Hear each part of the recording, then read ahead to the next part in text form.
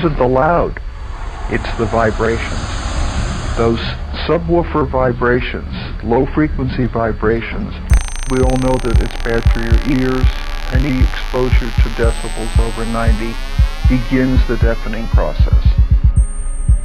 For the sakes of all those people who are going to grow up deaf, and someone's going to have to pay for those hearing aids.